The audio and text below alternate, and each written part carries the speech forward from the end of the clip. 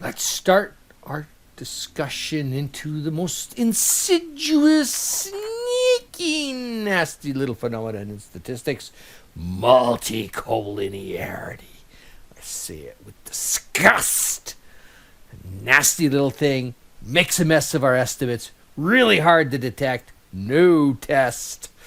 I hate the multicollinearity. So where are we now in our process? So we have our roadmap, and this is the regression tree, and we have our roadmap of all things regression that we're talking about, and we've done interpretations, and we've done model testing, up until except this mysterious partial F thing. What the heck is going on there? Details coming up. And then we have problems with the models. Okay, so one of the things, we talked about normal errors, and we had the PP plot, and we looked for the relatively straight line to ensure that those errors are indeed normally distributed. There are statistical tests for normality as well, and if you ever need to go down that road, just realize that there are tests, hunt for them. There's a Levine test, and there's a couple others. We're going to continue on in our journey with problems with the model. And multicollinearity is one of the problems that we have with the model. Multicollinearity, it's just quite simple. It's where the independent variables are related to each other. And we'll have a couple of measures for that. This thing called a VIF and correlations. And we'll talk about that a little further in. Later on, right after we talk about multicollinearity, we will talk about partial F test. Okay? And that'll seal out all our model testing. Okay? So let's continue on into our journey deeper into this nasty little phenomenon called multicollinearity. So, just to kind of connect things, right? We have an F test. We've used it to test the significance of the overall model. We will use it to test the significance of two or more variables a little bit later. Okay. We have our good friend the t-test. Okay. And that's where we test the significance of just a single coefficient. And when we start to delve into multicollinearity, it impacts both of those tests, but slightly differently. Ooh, very sneaky, right? So we're going to talk about a few things in this particular unit. First of all, it's going to talk about defining multicollinearity, its consequence, and how to identify it. Okay, so multicollinearity, conceptually is not a big deal. It's not hard to understand. It's just that we're two or more independent variables. We're focusing just on the x's here. Independent variables are related to each other. Now, we are very excited when an independent variable is related to a dependent variable. That's the whole point as to why we do this stuff, is to try to predict how an independent variable impacts a dependent variable. What we don't like is when those independent variables are related to each other, because it really makes a bit of a mess of things. Okay, so one of the big consequences, that from a simple point of view, one of the consequences of multicollinearity is if we have this thing called perfect multicollinearity. A perfect multicollinearity is a situation where an x variable is a perfect or an exact linear combination of other independent variables. For instance, x1 equals to 2x2 plus x3. Boom, perfect multicollinearity. Things kind of blow up. And the reason why things blow up is behind the scenes, when we do a regression, there's a little bit of matrix, there's a lot of matrix algebra going on. Okay? And one of the matrix operations that's going on is we're finding inverted matrices, And to find an inverted matrix, you have to take what's called a determinant. And what happens when you have perfect multicollinearity is this determinant is equal to 0. And because in order to invert the matrix in the background, we're dividing by the determinant, i.e. the determinant is in the denominator. And you can well imagine that the world comes to a screeching halt when you put a 0 in the denominator. Well, same thing here is you have perfect multicollinearity. You've essentially putting a 0 in the denominator and all the matrix calculations that go on in the background, and the whole thing sort of blows up on you. Now, Excel doesn't completely blow up on you. They give you bizarre results. So when you're doing your project, you go, what the heck? Whoa, weird numbers. I don't get it. Ugh. First thing to look for is, did you accidentally commit the perfect multicollinearity sin? Or did you fall into the dummy trap? As we remember from our multiple linear regression situation, if we have a set of dummy variables that encompass all the possible scenarios, so for instance we have a set of quarterly dummy variables, so 4 quarters, one of those quarters is left out of the regression calculation because it's the base case. If you forgot to do that and you put all 4 quarters into the regression calculation, you will fall into the dummy trap. Perfect multicollinearity will exist, and your model will be doing all sorts of weird things. If you're using Excel, you won't even get an answer if you're using a stats package. Okay, but that's that's a pretty easy situation, and that's typically not the big deal. Okay, the bigger deal is if you have strong multicollinearity, but it's not perfect.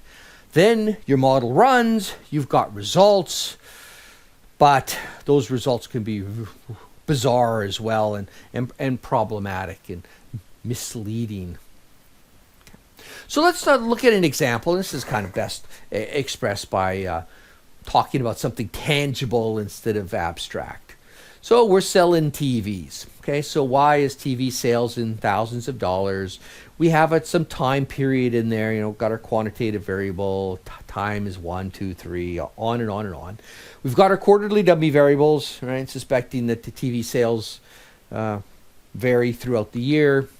Certain quarters we sell more TVs than others. Makes sense, right? Christmas and all.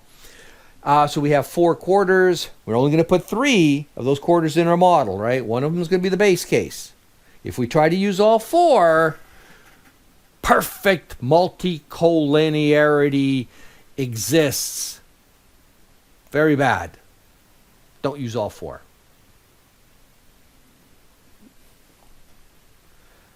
Okay. So here's our variables. And so we have an x1, 1 if, like we saw before, 1 if yes, 0 if no. 1 if you are in quarter 1, 0 if you're not. x2 relates to quarter 2, 1 if you're in quarter 2, 0 if you're not. x3 relates to quarter 3, 1 if you're in quarter 3, 0 if you're not. And same kind of idea with quarter 4. Now, as just as a refresher, in case we've forgotten from multiple linear regression, your choice of the base case is somewhat arbitrary. Mathematically, it doesn't matter. Just pick one. Sometimes, convenience-wise and from a modeling and interpretation standpoint, we will pick one because it's our reference. Maybe it's our we want to compare everything to the lowest quarter, or if we want to compare everything to an average quarter, or we have a set of provinces in Canada. We can compare everything to the bigger province, Ontario, and see how things relate to the biggest province. Or if we have countries, perhaps we select the United States, so everything gets compared to, a large country, or the EU, or whatever. Okay, so but that's an outside of stats kind of question. From a statsy point of view, we just need to somebody's got to be the base case in this in this instance, okay? So some quarter has to be the base quarter. Which one, from a statistical point of view, doesn't matter, okay? Whichever one we pick, you're still going to have the same interpretations. You're still going to come up with the same results. Significance tests, all that stuff, unaffected, okay?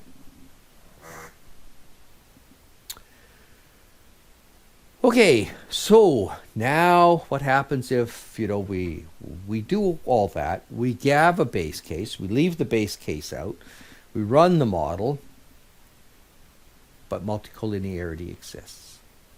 Well, if that happens, then the biggest factor, the biggest issue is the regression coefficients will be affected. I can't emphasize that enough.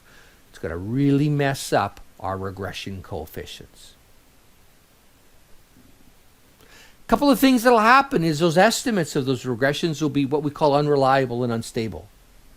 So often when we do modeling, we take a model in a moment in time, and then we continually update it as data becomes available. So we update the data and we run the model again. We get way different results for those estimates for those coefficients. Right? And sometimes that's driven by this multicollinearity thing. We get large variations in the estimates too. Right, well, can get large variations in the estimates. But the most tangible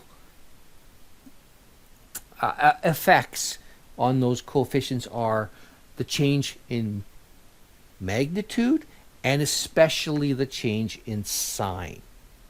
Where we were expecting to find a negative relationship, the coefficient's positive. And you go, what the heck? Whoa, what? Right? Or where we expected to see a positive relationship, it's a negative relationship. Whoa, that's bizarre, right? So many times we see it in the sign. The sign is the most obvious and tangible, oh crap, moment where we say we might have multicollinearity. Magnitude as well, but sometimes if you're not sure of how strong the relationship should be, magnitude can be a little bit harder to get a handle on. But boy, if that sign is wrong or unexpected, that is really something that screams out at us. Okay. Another issue that happens is multicollinearity inflates the variances for those coefficients. So as we know from when we were first talking about regression output, right, those coefficients are estimates. They're estimates. And with any statistical estimate, they have their own standard deviation. And by extension, they have their own variance, right? They vary a little bit because they're an estimate. Duh, right? Yeah, I get it. But what multicollinearity does is it inflates those variances. It inflates the standard deviations of the coefficients themselves. Now what happens is now we have to visualize. I want you to visualize with me what that t-stat looks like when we're trying to determine the significance of a coefficient. So we're thinking t-stat. Oh, t-stat. Reveal the t-stat. And what does that t-stat look like? It is the coefficient itself in the numerator. It is the standard deviation of that coefficient in the denominator. Ooh. So if the standard deviation of that coefficient in the denominator is artificially inflated, what happens to the t-stat? Thinking. Denominator goes up, t-stat goes down. And as the t-stat goes down, what happens to the p-value? Ooh, now thinking, sweat, ooh, thinking. T-stat goes down, p-value goes up. Whoa, what if the p-value goes up? We could go from a situation where we would reject H0 and say, hey, this coefficient belongs in the model, to not rejecting H0 and saying this coefficient doesn't belong in the model. Multicollinearity, that insidious, sneaky little son of a gun, can trick us into saying that a coefficient is not significant when it actually is. That little beep, right? No kidding. So we're thinking, oh, hey, there's no relationship between those two things. Turns out there is. Yeah. Insert favorite swear word here. Right? So that's the sneakiness of multicollinearity. Another sneakiness, this just blows your mind when you see it. You get an Ftest. It's significant. Well, if we think about what does that mean, that means at least one of the slopes is different than 0. Right? We have many slopes. Ftest is significant. One of them is different than 0. And then you look at each of the individual t-stats and you go, well, that's not significantly different than 0. That's not significantly different than 0. That's not significantly different than 0. And you look at every slope individually, and they're not significantly different than 0. And then you look at the Ftest, and the Ftest is saying, hey, at least one of these things is different than 0. And you're going, but the t-test said, but the t-test said something different. And you're going, why do stats hate me so much? Multicollinearity. Yeah, son of a gun, right? Yeah. Multicollinearity, boom, is at stake. It's kind of like the Loki of statistics, right? Nasty thing. So, and why it does this is that when we do the regression, right, we calculate through and we see that we have a coefficient and it shows how y changes given a certain x. And then we look at the next coefficient and it looks at how y changes given a different x. But what happens if those two x's are really related to each other, so they together have an impact on the y, which is showing up because the Ftest is significant, but when we go to try to split out how each one is individually impacting the dependent variable, we can't do it because the two x's are too related to each other. So very tricky situation. And it requires us to be really on our toes when it comes to multicollinearity. And we can't just go blindly assuming the black box, we get a result, therefore it must be okay. We get a result, we're happy with that we got a result, but we're not done yet. There's more work to be done. Okay, stay tuned for identification coming up next.